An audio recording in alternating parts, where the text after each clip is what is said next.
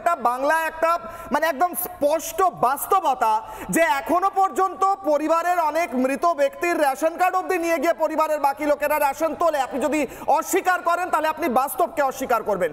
স্বাস্থ্য সাথী card, ration card, খাদ্য সাথী card, এই সমস্তগুলো দিয়ে নিজের নাগরিকত্ব প্রমাণ করে, এগুলো নাগরিকত্বের প্রমাণ হিসেবে ব্যবহার করে এসআইআর এর নাম তোলা, এটা কোন জালিয়াতির নতুন পথ খোলা হচ্ছে মণিশঙ্কর বাবু? শুনিনি তো, মানে এটা প্রথম শুনলাম। আচ্ছা, আপনি হয়তো প্রথম শুনলেন। আগে কোথায় একটা পিস অফ এভিডেন্স আমাকে বলুন। আরে ভাই, আমি বলছি একটা কার্ড কি কোন নাগরিকত্বের প্রমাণ হতে পারে নাকি না? রেপুটেড চ্যানেল একটা পিস অফ এভিডেন্সটা তুলে ধরুক না। এই তো এক্ষুনি সন্ময়দা বললেন, সন্ময়দা কি অথরিটি নাকি? আপনি শুনলেন তো? ইউটিউবার বলছেন সন্ময়দা কি অথরিটি নাকি?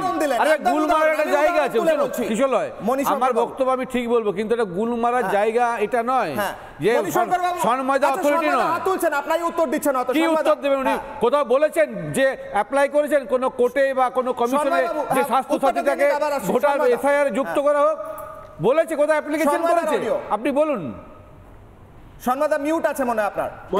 হ্যাঁ হ্যাঁ, কিশোর শুনতে পাচ্ছেন? এবার শুনতে পাচ্ছেন? বলুন। হ্যাঁ, তারপরে আবার আমি মণিশঙ্কর বাবু তো আমি জানি আইনজীবী, তিনি অনেক দিনের বহুদিনের আইনজীবী, এখন কলকাতা হাইকোর্টে যান কিনা জানি না। জুলাই মাসের 10ই জুলাই জাস্টিস অমৃতা সিনহার বেঞ্চে রাজ্য সরকারের আইনজীবী স্বীকার করছে যে হ্যাঁ ৩,৫৫৮টা ভুয়ো বার্থ সার্টিফিকেট একটা জন্মমৃত্যু পোর্টাল থেকে ইস্যু হয়েছিল। আরে আপনি সেটাকে প্রমাণ ভোটার লিস্টে নাম তোলার প্যারামিটার হবে কি না? আপনি ধরেন কি? সেটা কি ধরেন? রাজ্য সরকার থেকে করেছে কিনা? আপনি ভুয়ো সার্টিফিকেট ধরা পড়েছে বলছেন। হতে পারে ভুয়ো সার্টিফিকেট আপনি ধরুন না, অন্যায় আপনি হয়েছে, গলিত কাজ, সেটা কি ভুল? রাজ্য সরকারের ফেলিও, আপনি বলুন না ভুল না ঠিক। এটা মানে আমি তো আদালতে ফাঁস দিচ্ছি না, আপনি হাইকোর্টে না যেতে পারেন। যে কথাটা হাইকোর্টে না যেতে পারেন, কিন্তু হাইকোর্টে তো রাজ্য সরকারের আইনজীবী স্বীকার করেছে নাম তোলার একটা প্যারামিটার করার জন্য অ্যাপ্লিকেশন করেছে। সেইটা আপনি বলুন যে রাজ্য সরকার কোথায় অ্যাপ্লিকেশন করেছে যে স্বাস্থ্য সাথী কার্ড দেখালে ভোটার লিস্টে নাম তোলা হোক, এইটা কোথায় অ্যাপ্লিকেশনটা করেছে রাজ্য সরকার? মণিবাবু, আমি আপনাকে বলি, রাজ্য সরকার তো বলছে যে স্বাস্থ্য সাথীর কার্ড, রাজ্য সরকার বলছে তো রেশন কার্ড, যে রেশন কার্ড আপনারা ডিজিটালাইজেশনে বাধা দিয়েছেন মমতা বন্দ্যোপাধ্যায়। এবার আপনি শুনুন মন দিয়ে। আমি বলিনি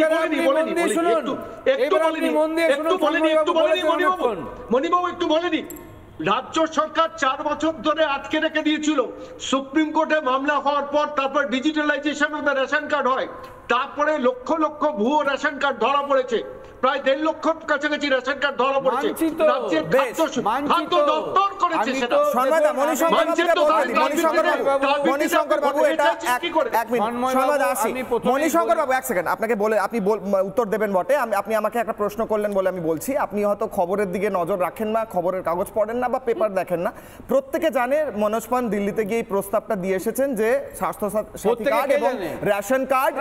আপনি জানেন না, এটা খবর, এটা খবর বলা হয়, এটা নিউজ বলা হয়। স্যার নিউজ মানে কোথা থেকে পেলেন? নিউজ কোথা থেকে পেলেন মানে আপনি কোথা থেকে খবর পান? কোথায় খবর দেখেন? আমি তো নিউজ পেয়েছি আরো অনেক কিছু রিপাবলিক বাংলা নিয়ে। কিন্তু মণিশঙ্কর বাবু, এটা দেখে ভালো লাগলো, আপনি মেনে নিলেন রাজ্য সরকার মানে না, আপনি মেনে নিলেন যে রাজ্যে বহু ভুয়ো স্বাস্থ্য সাথী কার্ড এবং রেশন কার্ড আছে, আপনি যেটা মেনে নিলেন এটা ভালো লাগলো। এটা একটা অনেস্টি মণিশঙ্কর বাবু। হ্যাঁ, আসি সদরপাড়া। রাজ্য সরকারের রাজ্য সরকারের অনেক কাজ আছে যেগুলো লফুল নয়, যেগুলো অ্যাকসেপ্টেবল নয়, যেগুলো প্রাইমা ফেসি আমি বলছি করাপশন পড়ে, কিন্তু মানে ডিস্টর্ট করে ভুল বার্তা দেওয়া। আমি বলছি আধার কার্ড নিয়ে কখনো সুপ্রিম কোর্ট বলছে আধার কার্ডটা ভ্যালিড ডকুমেন্ট, কখনো বলছে এটা হবে না।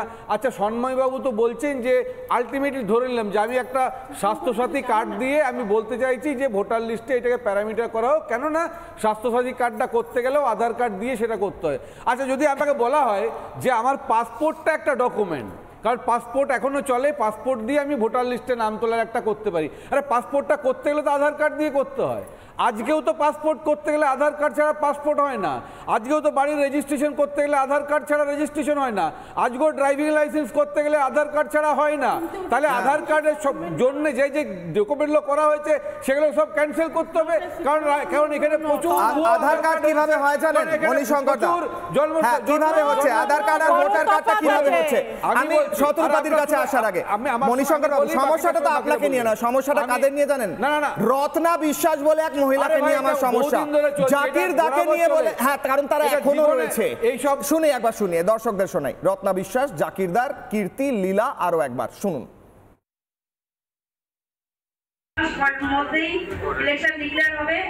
আর অভিজিৎ দা যেটা বললেন, আমরা সবাই জানি ভোটার লিস্টের কাজ চলছে। এখানে অনেক মানে জাকিরদার নির্বাচনী এলাকায় অনেক বাংলাদেশি লোক এখানে বসবাস করেন। জাকিরদার লিঙ্কটা ভালো করতে পারে, অভিজিৎ দা বললেন, আমিও বলছি। যদি লিঙ্কের কোনো সমস্যা হয়, বাংলাদেশ থেকে যারা এসছে ভোটার লিস্টের নাম তোলার সমস্যা, জাকিরদা এই কাজটা ভালো করে দেবে। আপনারা সবাই যোগাযোগ করবেন এই অফিসে এসে, এই কাজটা অতি দ্রুত করবেন, কারণ আমরা চাই না একটা ভোটও বাইরে থাকুক। নানা ধরনের কন্টেন্ট দেখার জন্য লাইক করুন, শেয়ার করুন আমাদের ফেসবুক পেজ, সাবস্ক্রাইব করুন আমাদের ইউটিউব চ্যানেল। পাশাপাশি অন্যান্য ব্রেকিং নিউজের জন্য অবশ্যই চোখ রাখুন রিপাবলিক বাংলায়।